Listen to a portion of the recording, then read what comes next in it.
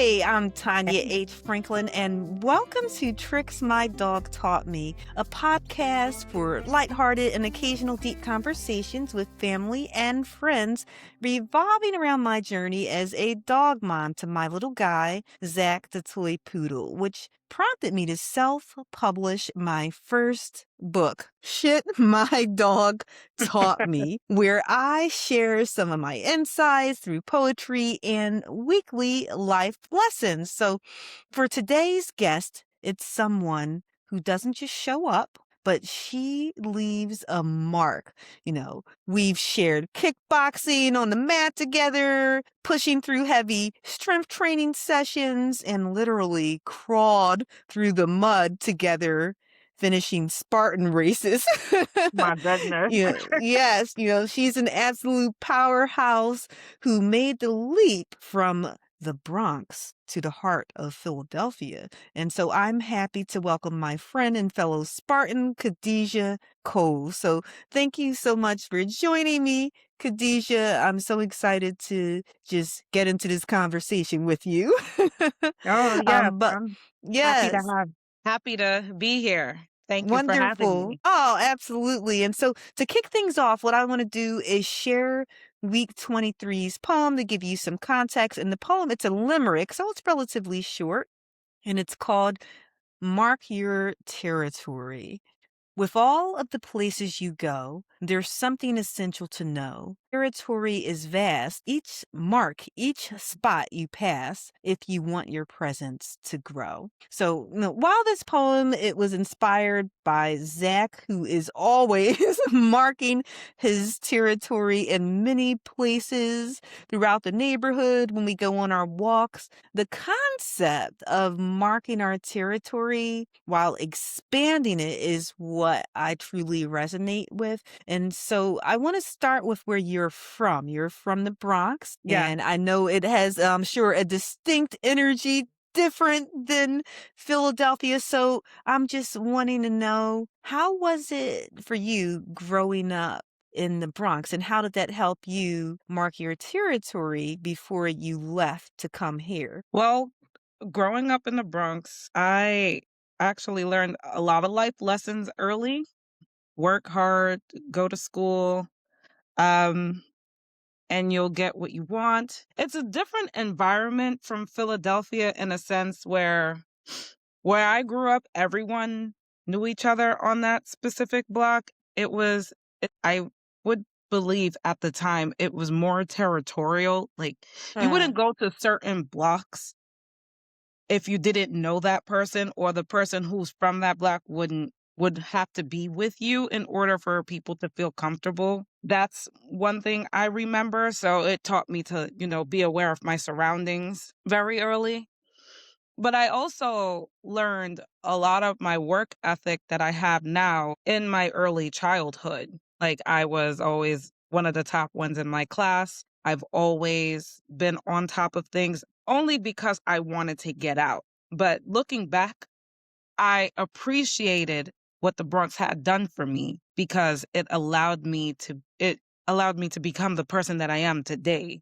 Believe it or not, my most formative years was there. What I think is interesting is that one part you said that it helped you want to get out. And Mhm. even though I still claim Philly, I'm on the outskirts of Philly right now. I can walk to Philly Right. from where I live, but even still, I had that drive from the neighborhood where I live. Like, it wasn't like the absolute worst neighborhood, but it definitely could be tough at times. A lot Absolutely. of drug issues there, and sinking houses and some other things. So it definitely motivated me to want to get out and to want more just for my family.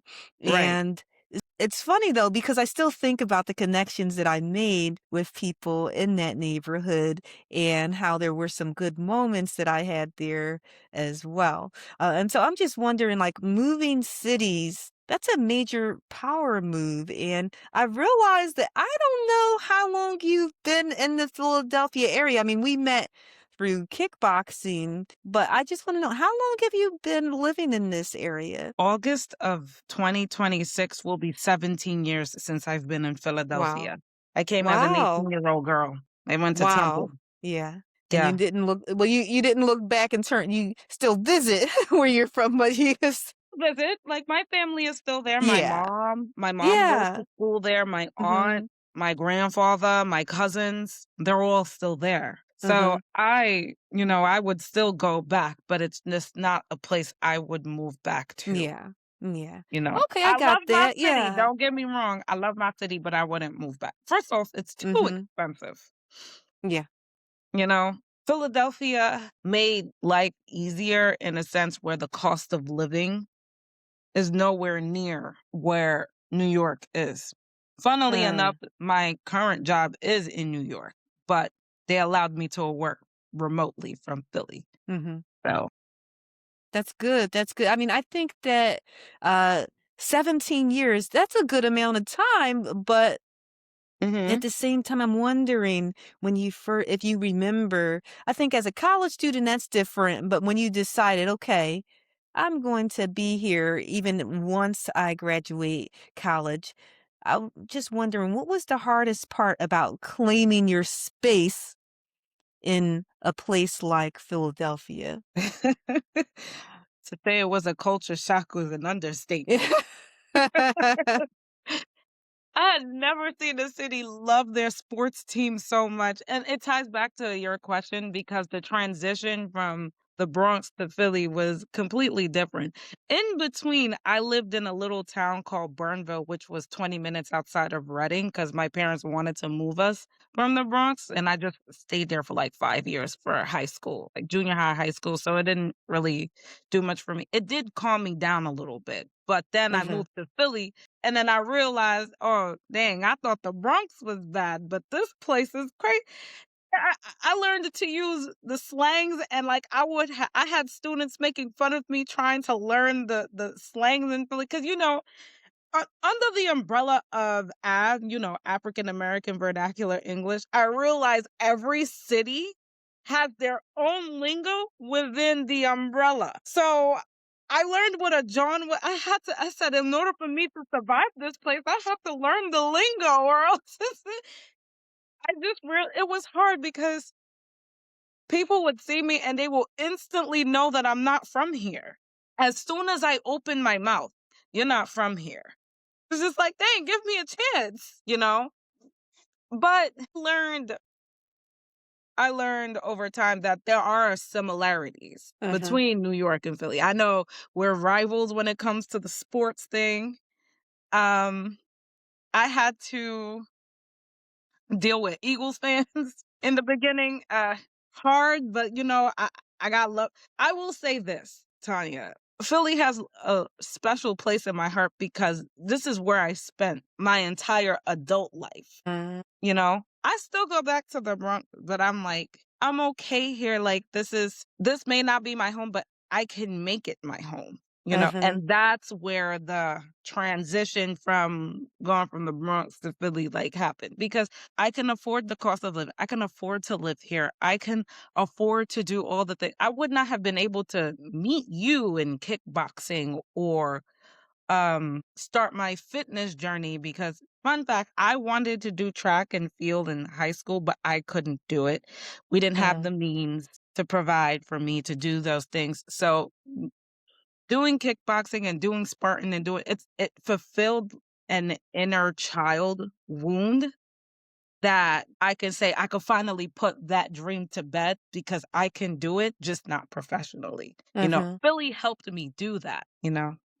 That's Maybe it's a wonderful. long-winded answer, but No, but I think it's right on point because that actually makes me think about, just even in knowing that we're living up to that title, City of Brotherly Love, because I know a lot of times people are like, "You're not the city of brotherly love." So for you to say right, that, it definitely gives the impression that we're a little welcoming, so that works.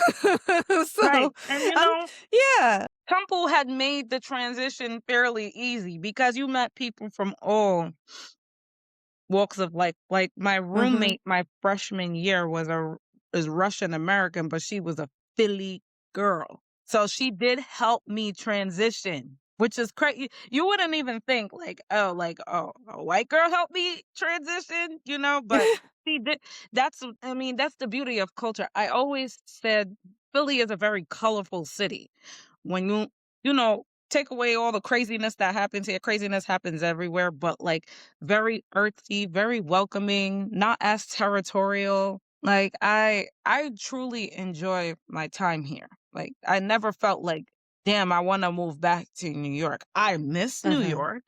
I Yeah. miss what it was before all the craziness happened, but like I would never like move back. Hmm. And so even in your coming to say, okay, I accept being a Philadelphia resident, what's one of the very first things, because you mentioned about slang and things like that and adapting, what's something that made you feel like, you know what, I belong here? Temple helped with that. Okay. Temple, my college helped with that. I do feel like I belong because I can't remember a time where I was really treated with outright disrespect Hmm. like after I graduated from college. You know, don't get me wrong, I got into my fair shares of troubles here. In my transitioning period, it was rough. I tell you, rough.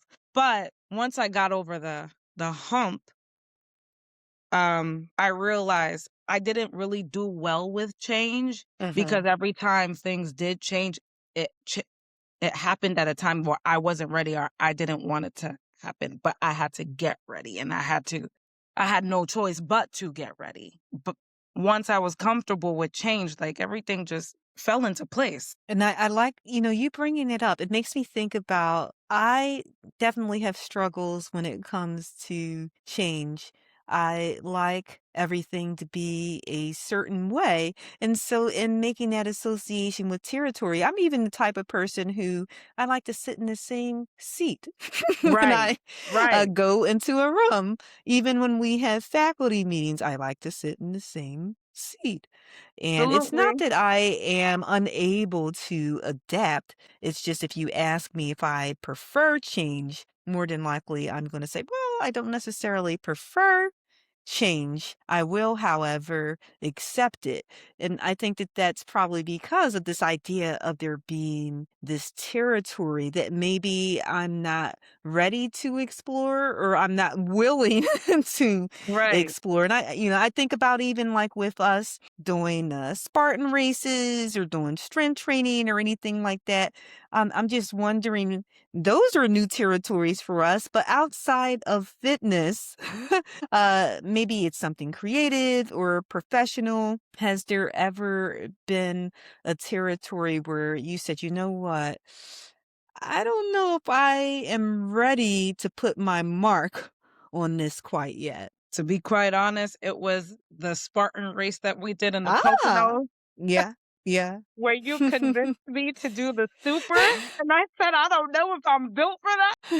I wasn't built for it," but I got through it. Mhm, You know, it actually helped with my confidence because I remember mhm, me telling you at mile 5, I was pacing to be done in, I would say, 5 hours, but it ended up being 8 because of at mile 5, I hurt both my ankles and my knees, and I had no choice mhm. but to walk it out. That was a very tough decision. I don't know if I was ready, but I still finished it. Yeah. Um, it was a lot of mental, and I think the anguish was more mental than it was physical Mhm. because I had to push my body even when my head told me that's enough, you know? Yeah. That's probably one of the only times physically where I felt like, okay, I wasn't ready. I've had a few situations like for each category. So that was like for the fitness. Another one where I didn't feel ready was actually leaving my home to come to Philadelphia. Mm, Because it was uncharted territory. At that time, I didn't do well with change, and I didn't even feel like I was prepared for the world when I got here. So, I wasn't ready, but I had a decision to make. It's either I can stay there and be comfortable and not grow, or I can go through the growing pains. So, yeah, I'm not ready, but I'm going to take a chance anyway. And I'm going to figure it out and I'm going to get some battle scars along the way. Those And were two. I think that speaks a lot about your character also, because in both instances, it requires courage.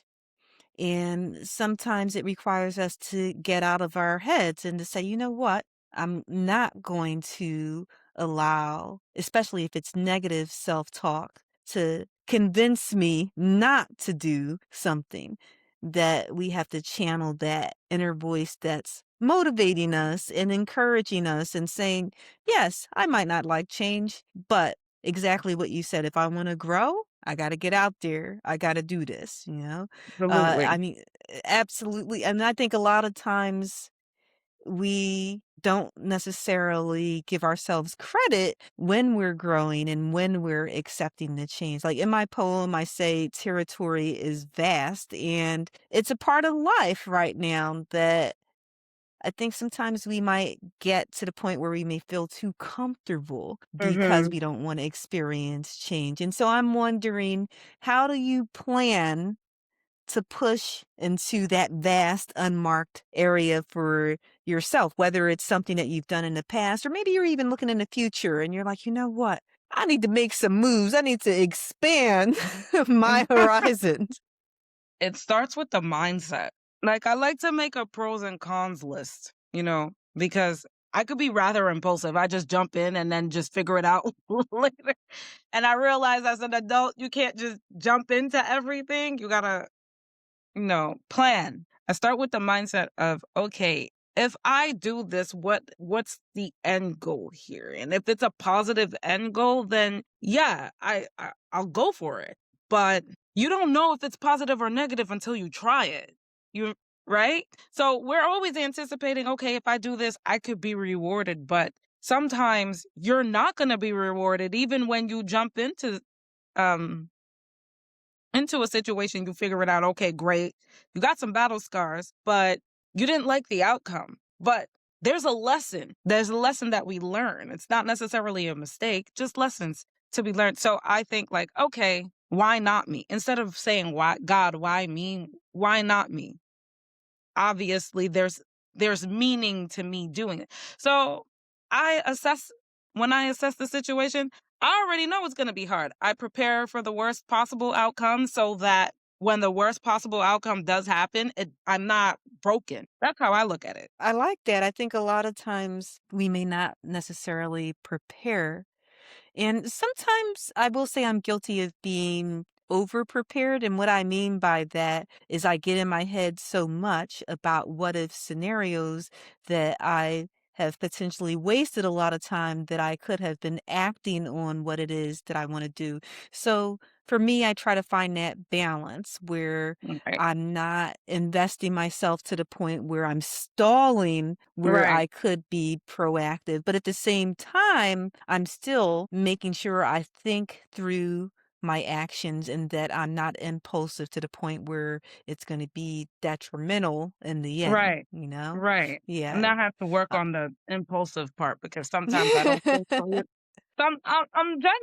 Genuinely, sometimes I didn't think things through and I'm like, oh my God, like I'm in this situation, but like had I thought it through, maybe I mhm. could have anticipated it instead of saying, yes, I'll do it. And then Mhm. I'm like, okay, I'll do it. Now what?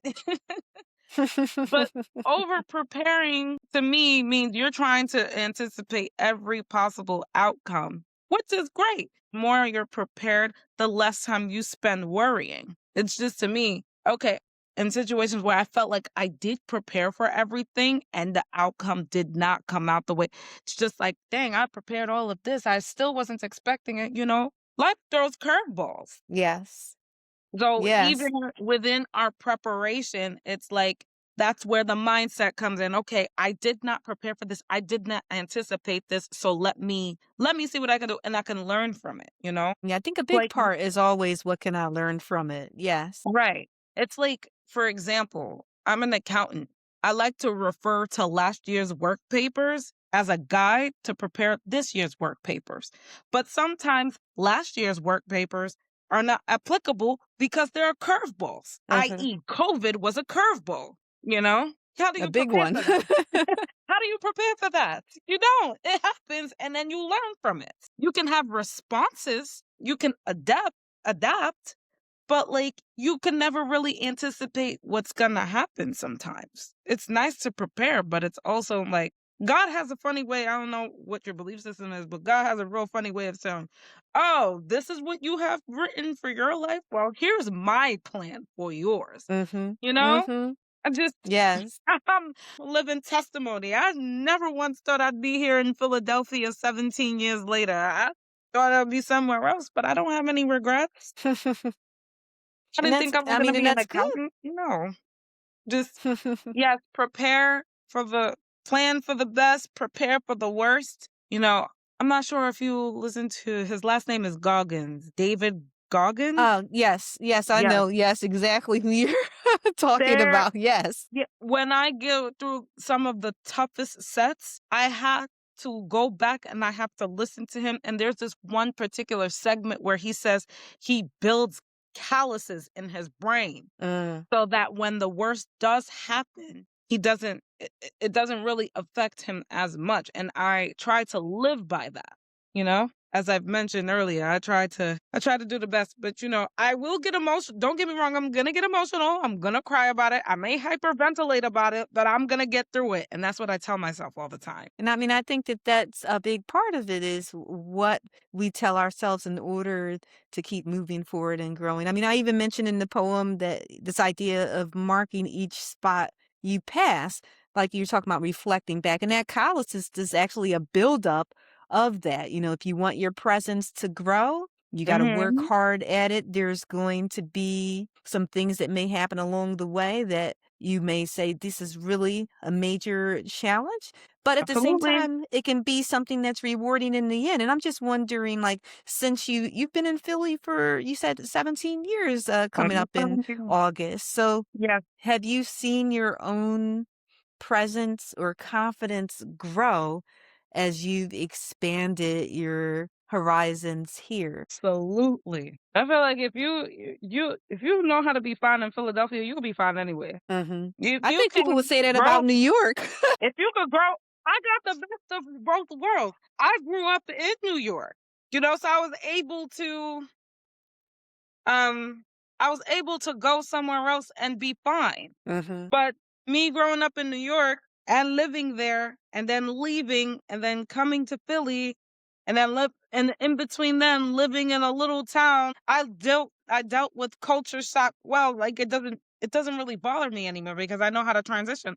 I went from an urban community to a very rural community, which was the biggest culture shock, back to an urban community. I'm going to be fine anywhere I Hmm. go. And another thing is learn the culture of the place you're going to. I don't care where it is. Because Philly has its own culture. New York has its own Hmm. culture.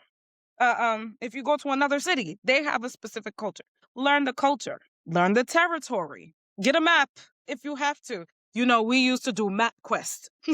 Yes. Yes. We used to I do remember MapQuest. that. I used MapQuest growing up. Figure it out. Eat locally. Stay away from the chains. Eat locally. Learn the natives. Be friendly, but be cautious. These are Hmm. things that I learned. I could survive anywhere. I'll be fine. I could drive anywhere. Being able to drive in New York and being able to drive in Philly, you'll be able to drive anywhere. I'm sorry. I'm so sorry. Like, I would not have traded it for the world. Mm. Something that you said that I really resonated with is you said, know the territory.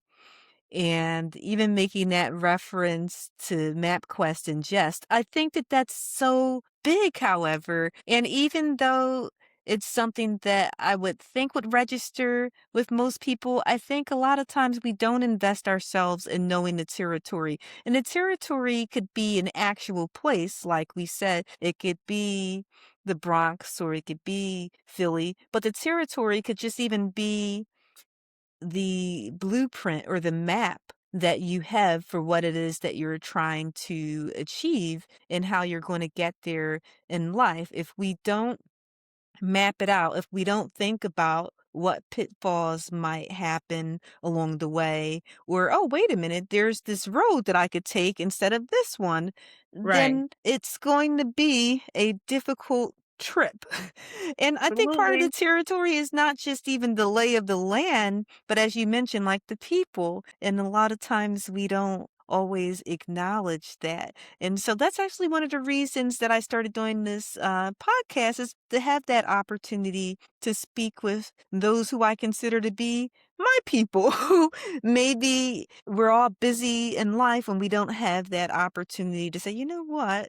Uh, why don't I explore this territory? So for me, this is territory that I don't always get to explore. So I'm excited about it. And I think another territory that a lot of people are becoming aware of is, we met in a fitness space, but is the fitness world and marking territory there. And we're both women, and I think Mhm. we're seeing more and more women who are not afraid or intimidated to lift heavy and to get out Right. there and do their thing. And so I'm wondering, for you, is that something that's important, being able to see other women mark, or even yourself, mark their territory in the fitness world? Love it because at one time in my experience, I didn't really see women lift. It was more so cardio. Mhm. So seeing a woman lift and lift heavy and seeing her hit her PR, whatever it is, that motivates me to like say, yes, I can do it too. You know, I enjoy seeing women do well in that workspace because we don't know when we go into the gym, we don't know what people are dealing with. For my for myself, when I do hit my PR, I get excited and I'm like, "Oh my god, I could actually do this." Instead of sitting at the sidelines and watching, let me try. Because I'll tell you this, like when I wasn't in the fitness space and I saw women who were able to run like 4 or 5 miles in like 20, 25 minutes, or that woman who can deadlift 225 and now, I used to get jealous in a sense that I wish I could do that. But then when I started to train, the tinge of jealousy turned into admiration because I was able to take an insecure feeling and process it positively and say, "Oh my god, I could actually do this," you know? And watching a woman hit her PR, hit her goals, what hit her aesthetics, hit being able and even going as far as being able to compete with some men Mhm. in certain events, and I'm talking about specifically like the Queen of Games. I don't know if you follow her on Instagram, but if you do, check her out. Okay. Sh she could do muscle ups more than a lot of men. So, like, when I see that, I like, "Oh my god." I look at her and say, "What did you do? What level of preparation, what level of training, what level of dedication did you have to get into to get to that level?" Because, you and I work out. It is hard. Mhm. And Tanya, I see your videos every day, and I'm like, yes, that's Tanya. Tanya doing her thing. You never know who you're inspiring. You never know who you're inspiring. And I remember someone coming up to me and say, "You don't post videos anymore." And I'm just like, I didn't even know y'all was watching that. I didn't even. They Yes. were raw and they were As I said, unedited. I'm whenever like, I see a story, I'm like, "Oh, this must be, maybe she's in her stories posting there." yeah, I was in my stories posting there, but like, I'll get back into it. But when I got that, I'm like, you guys actually pay attention to them silly videos. But you just never know who's watching. I just get fired up. I get inspired. I get happy because that was a woman who turned a weakness into a strength. She can defend herself if something happens. She can get out of a chokehold, or she can hold somebody with her legs because she can press 600 pounds, and she could defend herself because she's been taking the boxing classes and the kickboxing classes, and she knows how to punch. She knows how to she's not afraid to look quote unquote muscular. I love it. I'm here for it. I'm here for everybody getting strong. As you get You know older, you're gonna need I that. am. That's I right. know. That's right.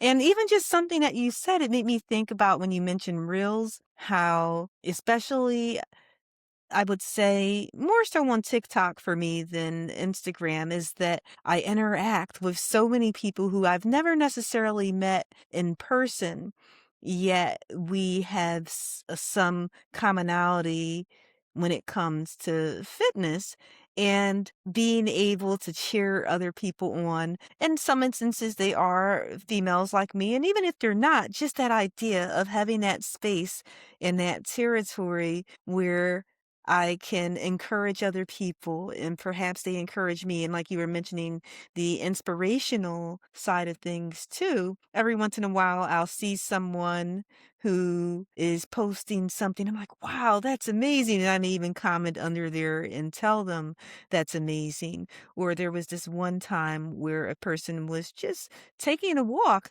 outside and they were talking about the power of just taking a walk. And this was in the bone chilling weather that we were having in our Right. neck of the woods. And I'm like, wow, it's sunny there and they don't have on a coat. And so I comment, I'm like, I wish I could walk outside. I'm like, where are you? And they're like, they said they used to be on our side and they relocated to Florida. I'm like, oh, that's nice. But I share this story because I feel like people oftentimes talk about the negatives of social media, but as it pertains to certain reels, like at least for me, when it comes to Mhm. fitness, is that that's a wonderful way to extend my reach in terms of Right. territory where I'm Right. no longer just interacting with people in my bubble that I may never meet these people in person and I may only know them through their fitness journeys. But even still, there's people from Texas. There is one guy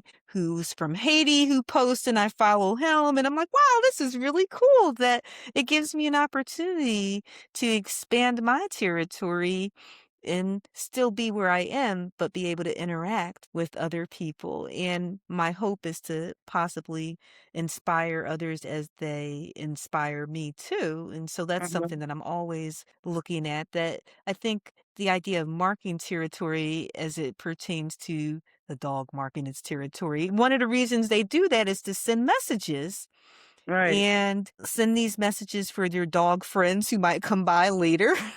And so I think for us humans, for me, I'm hoping that I'm sending positive messages. And it's not just a matter of me saying, this is my territory and nobody can touch it, but that, hey, I am sending a message, something positive. And so I'm just wondering for you, when you think about the next 5 years, next 10 years, is there a new territory that you're looking to conquer, whether it be professional, personal, or maybe even conquering another race or something? It would be nice to conquer another race, but I mean, my heart needs to prepare for it. But yes, Yes. definitely like 5, 10 years.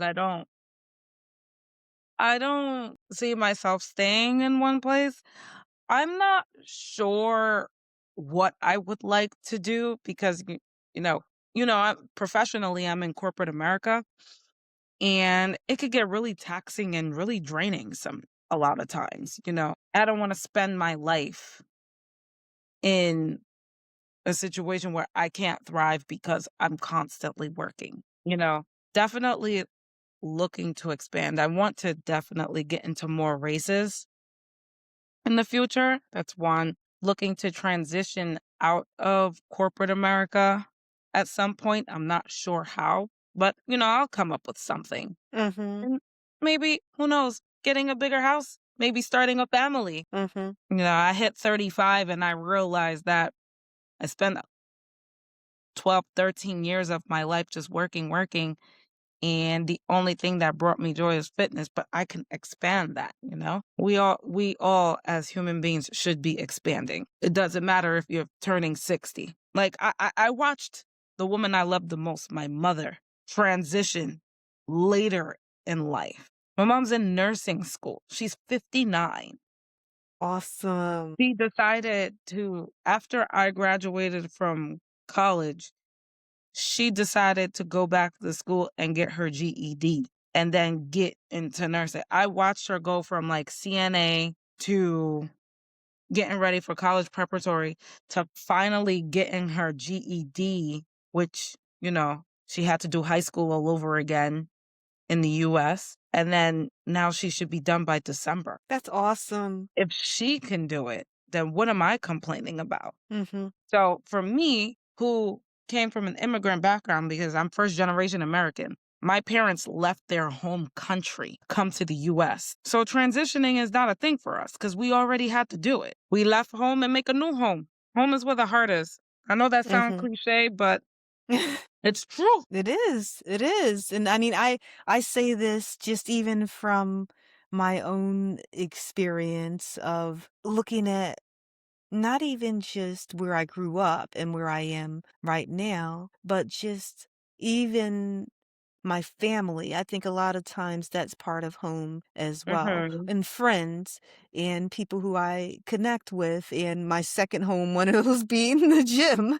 And Right. even when I go to the gym, and Quinn, my daughter, will often say, "How's it seem like you know everybody here?" I'm like, I this is know. my second home. I So, know. yeah, definitely. I mean, I think we've done a lot of physical work together, Hmm. and with strength training, Spartan races, kickboxing, what have you. But I think one of the biggest obstacles, and you kind of touch a little bit on this, even with your parents' journey and your journey of coming to Philly, is the mental obstacle and what you might have to do to get over that. So I'm wondering, have you had any most recent like mental obstacles? You're like, you know what? This is a lot, but I'm going to get through this and get to this next territory. When I transitioned back into working out again, I realized that it was a lot, and I didn't realize how much I was doing until I stopped and I had to start again. I'm fine now because I'm like the transition back. Muscle memory always Yes. kicks in. So it's not a problem. I realized with my professional life, I was doing too much. And it was okay for me to scale it back and actually have a life outside of work. I was doing a lot, and it cost me some relationships, it's cost me my mental health, and it had cost me my happiness. So, I had to take a step back this year and say, "Hey, I'm taking a step back. I'm g I'm gonna go to the gym. I'm gonna work on my closet. I'm gonna do this." And since then, since I have been stepping back, I I've gotten better. I'm back in the gym. I I'm working on this closet, which I'll show you later. And, you know, my relationships are thriving. I'm communicating more and I'm actually doing more again. I just feel like me pre-pandemic. Pre-pandemic, That's the gym was my home. wonderful. There every day for years. And to go from doing that to not doing that, like that hurts. It hurts me every time I didn't go. And on the days that I don't go to the gym, I'm in the middle room working on my closet. That's my physical activity. It's intense. So I'm able to get back into doing some hobbies and stuff. So, yeah. And that's good. And I mean, I think that when you were saying that, I was processing it and thinking of this analogy where it reminds me kind of like uh people, especially like young children, sometimes when they get a space or Mhm. something. And you're like, this is my space and no one can put anything here. And then you want to keep expanding that space. But then it becomes overwhelming. It becomes so much to manage. And wait a minute, you're in my space. Wait a minute. And so I think about this idea of sometimes we want this territory, and it's good to want territory and to say, I want to expand, but we Yeah. don't think about all of what comes with that. And what comes with that is having to manage it properly, having to have the time to do it, and oversee other people who want to encroach on our territory. And then Right. sometimes you have to say, you know what, is it really worth it? So I'm thinking about when we're sacrificing our time, when we're sacrificing our mental health. Like when you talk about territory, this was even going into maybe the first couple of years of Quinn being born. Not so much with phone calls by students, but Mhm, emails. Is mhm, I'm checking around the clock like I'm an on-call person, and it was wearing on me, and it wasn't until this one time where she was probably about maybe 2, possibly 3 years mhm. old, and she's walking around. I think she may have had my iPad in her hand, and she's taking random pictures. And then she's like, "Look, mommy," and she shows me on the iPad, and it's a picture of me hunched over in front of the laptop Right. checking emails or maybe grading papers or whatever it is that I'm doing. And yes, the work needs to be done, but I just thought to myself, one of the reasons that I tried to develop a schedule where I'm home with her most of the time is so that I'm present. But Mhm. I was allowing all of this work to encroach on my territory in my home life. And it's like putting up a proper fence. I didn't put up a proper fence, so any and everything keeps coming in, and I'm allowing it to happen. And it wasn't until I said, you know what? No more. And they're gonna Absolutely. have to initially, I was concerned, like, "What's gonna happen?" I'm like, "They're gonna just have to respect it." I'm not sure if you ever saw Five Heartbeats when Red hangs the one guy out the window who's like, "My office hours are 9 to 5," and the guy, Right, he repeat not and so, obviously, I'm not gonna hang any students out of a window, but the idea of telling my students, and I even put it on the syllabus, and I'll say, I do not respond to emails on the weekend, or I do not respond to emails after business hours. I'll respond to them the next business day. And absolutely. me creating that proper territory, it's allowed me to have some solace. And oftentimes students will respect it. And I always tell them, you can still email me outside of those hours. Just know that I won't respond until, and they'll even say, Back. I know it's the weekend. I'm not expecting a response until Monday. But I share this story because I allowed it to consume me, like what was going on with work and other things. And we have to create this is the territory that we have. We have to create it in such a way where we're like, "You know what? I'm gonna fence in this area. I wanna make sure this doesn't come in." And there's always gonna be, like, somehow there like, to use that analogy, somehow there's a fox that manages to get in the hole in the fence and steal a chicken or something.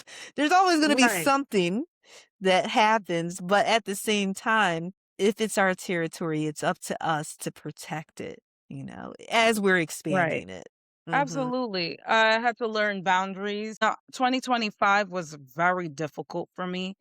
And Uh, then I realized I didn't accomplish some of the goals that I had, like doing the Spartan race last year, because I genuinely did not make the time to train like I did for the other races. So that actually broke my heart a little bit. mm, Then, some of my relationships was suffering, like, friends were coming to me crying, say, "Yo, we have not heard from you, we have not seen you, like, you're isolating yourself, like, uh, you're not, like, the happy, jovial person that you used to be, you just keep working, working, working, working." And then when I realized it was, like, a couple of my friends coming to me in tears because I wasn't coming outside or I wasn't doing anything because I'm like, "Dang, I gotta work, I gotta work, I gotta work."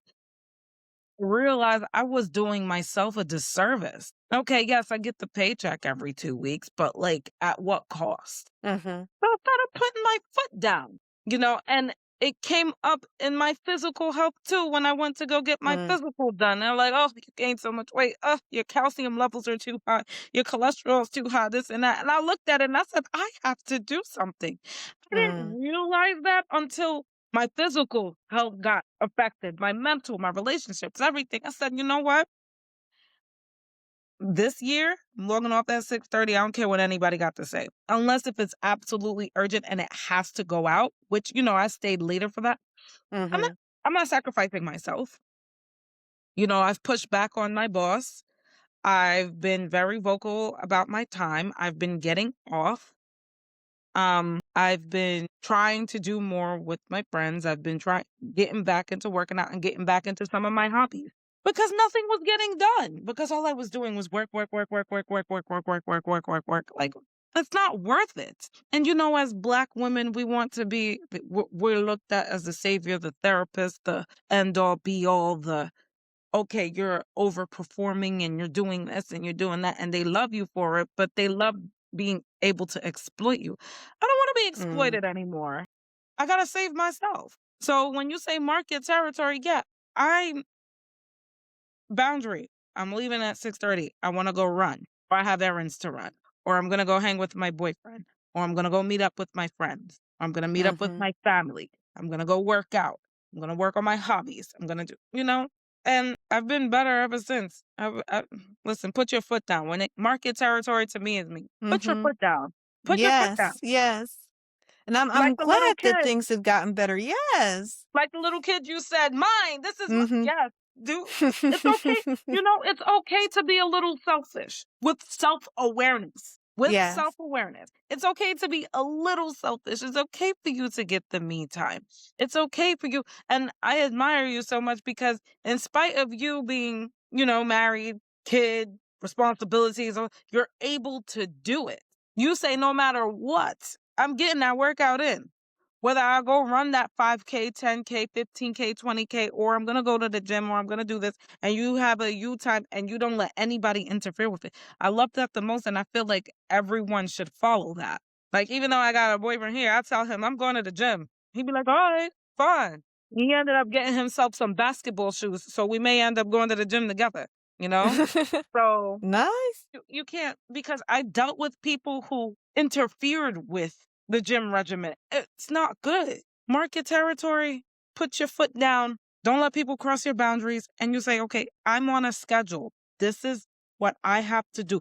Don't interrupt my schedule, or you're going to see a very nasty side of me because we are on borrowed time. We're literally on borrowed time. So we have to make do with what we have with the borrowed time. We don't know when we're going. I have an aunt Mm-hmm. who died at 44, Mm. heart failure. She wasn't taking care of herself. Like you see, go to the gym, eat healthy. It's Yeah, crazy. and I mean, even just with you saying that, the idea of mark your territory, and this phrase I'm going to say is cliche, but our body is a temple. Our body is our territory. It's our very first territory that we, Absolutely. eventually will leave when we pass on.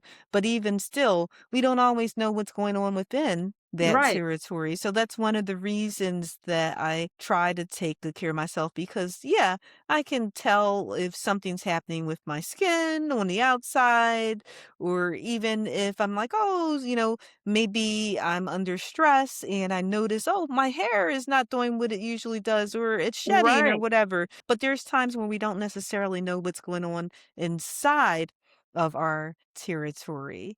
Like you were mentioning, I got some work done and they're telling me, oh, wait a minute, this is too high, or that's not what it should be, that a lot of times we don't take care of our own territory. So while we're marking it, to make sure we're taking care of it, I always think about how if we go to a hotel or a restaurant or anywhere that has some type of hospitality service, there's a certain service that we expect. If something is not clean or if something doesn't look perfect, a person will say, wait a minute, I'm not going to sit at this table. There's a wet spot there. I need the person to come over and wipe this down.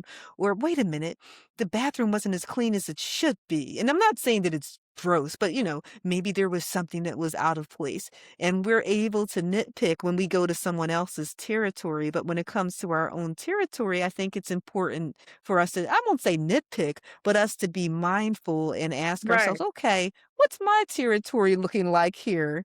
Right. Do I have a solid structure going on here? Because a lot Right. of times there's something that I'm not saying it's a matter of perfection, but there may be something where we say, you know what, this needs a little upkeep. Let me take care of this real quick. The hotels with some cleaning supplies, and I've cleaned a hotel in that got some spots. I'm not playing. Mm-mm. No, that's And okay. yeah, and so I'm wondering, like, for you, because you mentioned on your journey, like, from coming from the Bronx to Philly, and even in being a college student, and your fitness journey and all, that you've made many marks along the way. So I'm wondering for yourself, as people pass those spots, what is it that you are hoping people will recognize about you or acknowledge about you and say, wow, Khadijah, she really left her mark. Um, I think I just want people to recognize the journey. I'm Mm-hmm. not looking for accolades. I'm actually not looking for, oh my God, good job. If I do get it, I Mm-hmm. do appreciate it, but it's not something I would ever really expect. Mm-hmm. Just, I do know that a lot of people who know me from all those years ago knew I came a long way. So uh, I'm appreciative of those people, but more importantly, recognizing the journey and recognizing the fact that, in spite of everything I've been through, and in spite of everything she's been through, she really toughed it out. You know, she did not quit. She did not give up. You know, I'm not going to quit. I'm not going to give up. It's going to take me some time, but I'm going to figure it out. That's what I'd love people to know. Mm-hmm. And that's wonderful. And I think that that in itself, it will give other people this inspiration to keep going just because they know that you have, and especially if they're aware of your journey. Because I think a lot of times what we don't consider is as we're marking our territory, we're helping to create a path for other people to follow behind us and to potentially make it easier for them. Or even if it's not easier, but for them to be able to say, oh, wait a minute, Khadijah went that way, and this is what happened. That may not necessarily happen for me, but Hmm. at the same time, she's offered some guidance just through her own journey without even knowing it. Like you mentioned with people asking, well, wait a minute, I haven't seen any reels from you lately.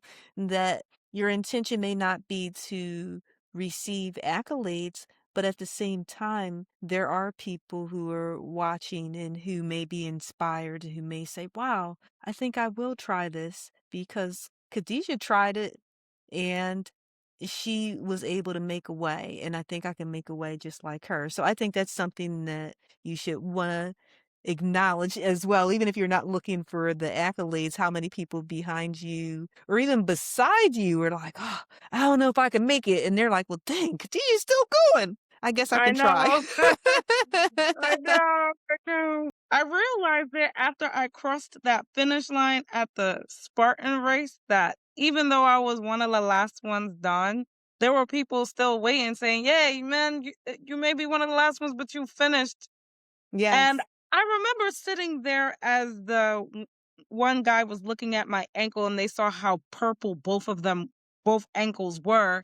I was asked, Mm, they're like, "Oh, I'm curious, is this your first super race?" And I said, yes. And they told me, you know that this is like the fourth hardest race in the country, probably the world. And you mm. finished? She's like, a lot of people got carried out by the medics, but you kept going. And I was like, I was very appreciative of that. But while I'm beating myself up, I have people saying, geez, like, this is like, you're fine. You finished. Yes. I That's finished. exactly what And I was telling you. I know, I'm like, I'll cry in tears. I'm like, I finished last and blah, blah, blah. They're like, shut up. Like, you're fine. Mhm, Just, mhm. and I'm not going to lie, that race did take me out for like a month because my ankles just wasn't, my knee, more importantly, my knee. I finished it though. It's all right. I'll do Yes, better and I next mean, time. it was definitely a tough one, but like you said, you made it through, and I think that's a lot of time people don't think about that part of the territory with the unmarked territory, that it may be unfamiliar terrain. In this Mhm. case, not just figurative, but literal Right. terrain where you're like, oh man. So to acknowledge that as well with Journey. So before we wrap up, I just have one last question for fun. Yes, If you were a dog, what dog breed would you be and why? I'd definitely be a Doberman. Okay. Just the beauty of a Doberman, like the smartness, the guard, the ability to adapt. I think that's definitely me. Like Dobermans can be very cute, but they're also like, I love them. They're beautiful dogs. Mhm. Very My beautiful cousin, she dogs. had a Doberman when, Yeah. she was younger. Mhm. hmm And so this one might be a tougher question. Maybe not. What dog breed do you think I would be and why? Belgian Malinois, 100%. You're a Belgian Oh, Malinois. oh, And here's enlighten me. why. Belgian Malinois are one of the most highly intelligent dogs on the planet. Mm. That's you. They need something to do. Like, you gotta give them their exercise or else they're going to self-destruct. I feel like if you don't get your exercise, you're gonna self-destruct. Yes, yes. Yeah, they need something to do. They're just so, like, they're ready for, like, they're like, I wouldn't say they're eager to please, but, like, they're just ready for to do anything and everything just to make them happy, and they Mhm. learn quickly, they adapt quickly, they need a schedule. They need a schedule, or else they're gonna just self-destruct. I thought about it, and I'm like, Tanya gives Belgian Malinois, like, not in the sense that she's a guard dog, but in the sense that they're so brilliant that you have to put them on a schedule and you have to give them something to do or else they'll self-destruct. And I feel like that's you. That you know what? That fits me. I will definitely say that fits me because I do need stuff to do. Yeah, Oh yeah. gosh, yes, I've seen you that's so shovel. true. I've seen you paint the house, this and that. I'm like, yeah, put this woman on a schedule because it's just, I'm like, yeah, and I'm glad you have a partner who understands you because Yes, yes. not everybody is going to understand. Why is she shuffling? Why is she painting? Why is her man doing? But Mhm. leave her, let her do it, or else she's Yes. gonna go crazy. And that's where it just be Yes. like, there's Tanya being Tanya, and I feel like Mhm. it's like that for a Doberman, but like not like you're Belgian. Like I instantly thought Belgian Malinois. Like just give her something to do, or else she'll self destruct. That's basically the dog. It's like, I don't know if you've ever owned one or seen videos of them, but they're highly, highly intelligent dogs. Mm. They're eager to work. They're eager to do stuff, you know? I've seen you do things that quote unquote, because we live in Mm. a patriarchal society that a man should do, but why is she doing it? Where is her husband? Mhm. Leave that woman alone. Her husband knows her. He probably fought Yes. with her a few times and said, all Yes. right, you got it. I'm gonna leave you alone. Leave her Yes. alone. Like, I've worked out with her for almost 10 years. Leave that woman alone. She wants to Yes. do it, or else she's going to start a fight. And that's the vibe I get. And your vibe would be correct. Yes, I know. We've known each other a long time. Yes, yes, yes, definitely. I mean, I would say it's one thing to just travel through life. We're talking about within the podcast about territory, but it's another thing to entirely leave a footprint. And so I just want to acknowledge you, Khadijah, because you just sharing your journey and marking your territory from the Bronx to Philly and everywhere in between, that you've shown us the importance of willing to endure change and willing to explore and expand and to just grow. And so I definitely appreciate you joining me today. And to Absolutely. you, oh, thank you so much. And to you, the listener, I hope you're willing to explore